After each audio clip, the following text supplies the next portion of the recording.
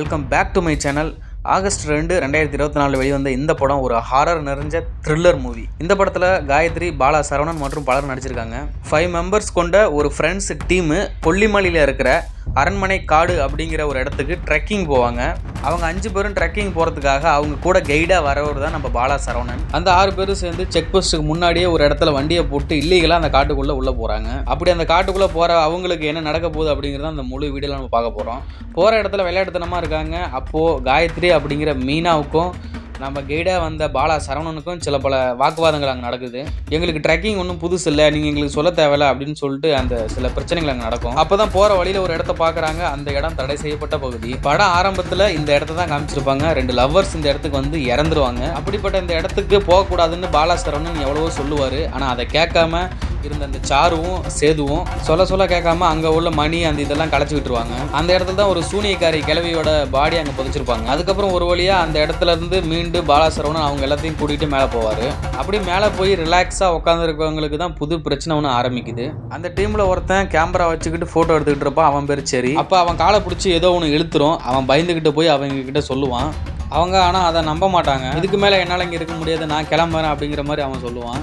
அப்போ தான் அவங்களுக்குள்ள சில பிரச்சனைகள் ஸ்டார்ட் ஆகுது. பிரச்சனை அவங்களுக்குள்ள ஸ்டார்ட் ஆனதுக்கப்புறம் தான் அவங்களுக்குள்ள ஒரு பந்தயம் வச்சுக்கிறாங்க. அப்படி அந்த பந்தயம் என்ன அப்படின்னா, கீழே நம்ம பார்த்துட்டு வந்த தடை செய்யப்பட்ட பகுதிக்கு போயிட்டு ஒரு துணி அங்கே கட்டிட்டு வரணும். அதுதான் அந்த டாஸ்க்கு. அப்படி அந்த டாஸ்க்கை ஏற்றுக்கிட்ட 2 பேர் சேதுவும் சாருவும் அந்த இடத்துக்கு போகிறாங்க.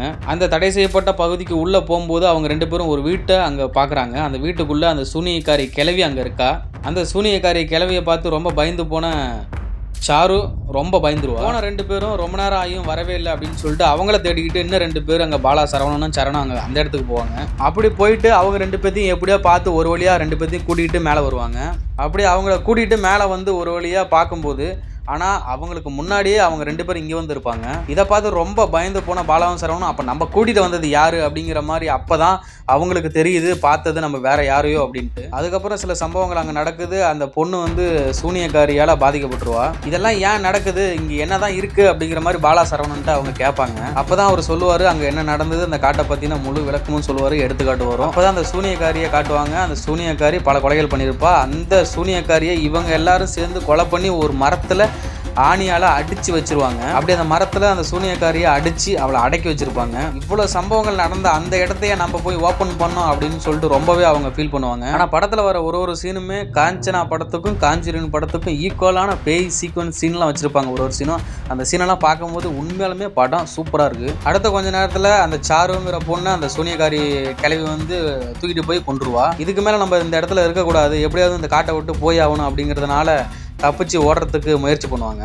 ஆனால் முடியாது. எங்கிருந்து தான் அந்த கிளவி வருவாளோ தெரியாது. சூனியக்காரி கிளவி ஒருத்தங்களாக கொண்டுகிட்டு இருப்பா. அந்த கிளவி வந்து ஒரு உருவத்தில் மாறி வந்து அவங்கள கொல்லுவா. அதனாலேயே அவங்களுக்கு ரொம்ப கன்ஃபியூஷனாக இருக்கும். அந்த காட்டை விட்டு போகிறதுக்கு ரொம்ப கஷ்டமாகவும் இருக்கும். கடைசியில் நம்ம பாலா சரவணன் செத்துருவார். எல்லாம் செத்ததுக்கப்புறம் ஒரு வழியாக தப்பிச்சு ஒரே ஒருத்தன் மட்டும் அங்கேருந்து வெளியே போவான். அவன் தான் சரண். போய் பார்க்கும்போது ஒரு கார் வரும், ஹெல்ப் கேட்பான். அந்த காருக்குள்ளே பார்த்தா அவள் காயத்ரி அங்கே இருப்பா.